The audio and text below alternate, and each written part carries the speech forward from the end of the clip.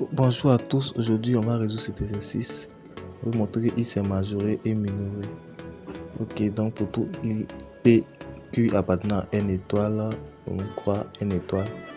P est supérieur ou égal à 1 et q qui est supérieur ou égal à 1. Donc 1 sur p sera inférieur ou égal à 1 et 1 sur q sera inférieur ou égal à, voilà, inférieur ou égal à 1. Donc si on fait la somme, 1 sur p plus 1 sur q, voilà, sera inférieur ou égal à 2.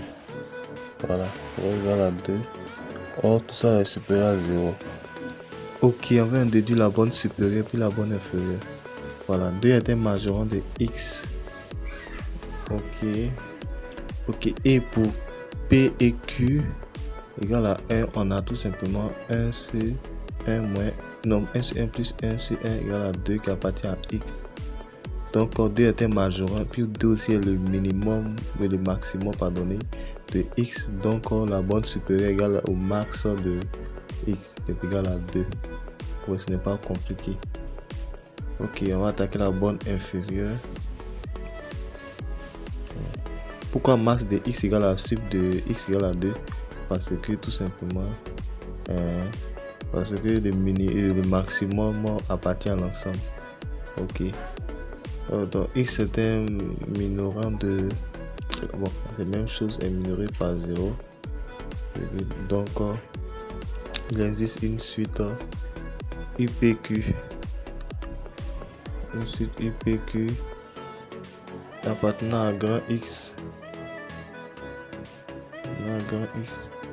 tel que IPQ égale à 1 sur P plus 1 sur Q.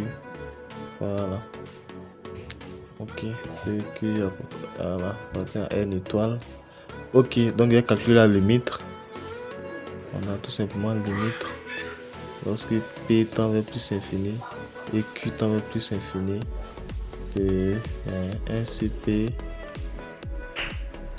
plus, bon, la suite IPQ est égale à 0. Pourquoi?